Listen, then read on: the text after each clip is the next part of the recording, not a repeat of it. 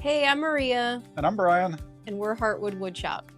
Today we're going to show you how to make a floating wine bottle display using your scraps and your cutoffs. So the way that this works is that the neck of the wine bottle goes into the hole and it's just cantilevered out over the bevel edge at the bottom. And then you get a pretty cool display for your wine bottle. And it's surprisingly secure.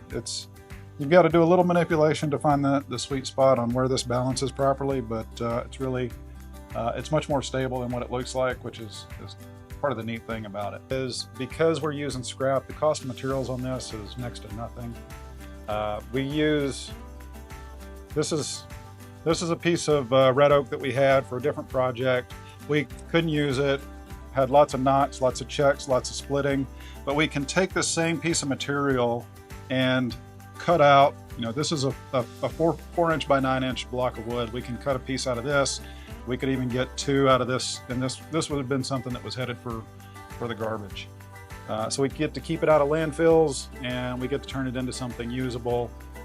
And the fact that we're using scrap keeps our cost really low, so that we're able to sell these at a really good price point. The turnaround on these is really quick. We don't spend a lot of time making these, which also enables us to sell it at such a low price point. It doesn't take very long to produce these. The total time is about 15 minutes of cycle time. It's 12 to 15 minutes of cycle time for each one, and that includes laser engraving, because the laser engraving can be done while other processes are taking place, such as sanding or cutting or rounding over the edges, stuff like that. So about 15 minutes, 12 to 15 minutes into each one of these, which means we can make approximately 5 of these an hour. Okay, to make these projects, the first thing we're going to do is sort through our scrap pile, pick some appropriate size pieces that we can make these out of. The end sizes need to be roughly a 4" wide by 9" long pieces. They can be a little bit narrower than 4", so if you've got some material, you had some 1x4 S3S material, S4S material, you can use that because you're going to get 3.5" wide out of that. I probably wouldn't go much narrower than that. And on the 9" length, you can run a little longer than that. You can run a little shorter. You can go up to 12 inches long if you want to run on the longer side. You can run just a touch shorter than 9", but I probably wouldn't push it too much beyond that. So on the piece we're working with here, the first thing I do is I've got some punky material that's rotted out on the outside.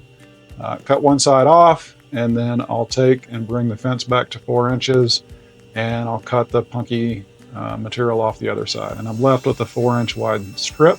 Okay, once we've got our 4" wide widths, we'll cross-cut that to approximately 9 inches. Again, the length doesn't matter all that much. Okay, so next we're going to joint both sides. The faces don't need to be coplanar since there will be no joinery needed for these pieces. At the drill press, you will drill a 1 3/8 inch hole.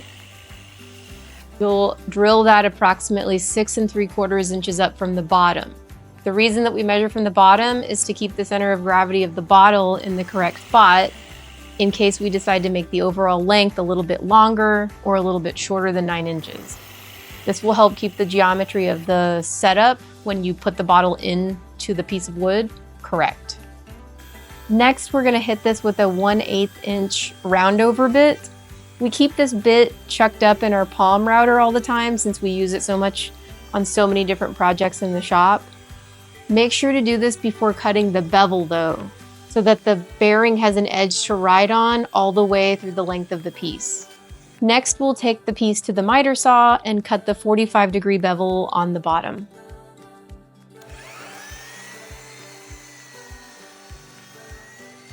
Okay, from there, we laser our logo on the back. The equipment we're using is a JTEC 44 watt. We're running that on a Onefinity Elite Foreman. We're running the engraving at 45% power at about 350 inches per minute. And that takes us all the way up to the point where we have a blank that's ready for customization. We won't do anything else to this piece until we actually get an order in.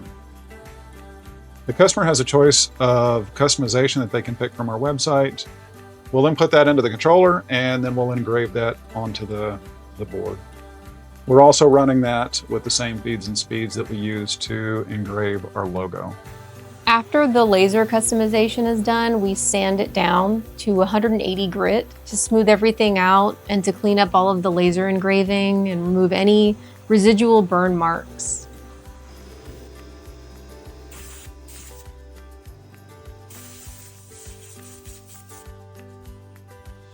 For the finish, we just use a spray enamel from Rust-Oleum.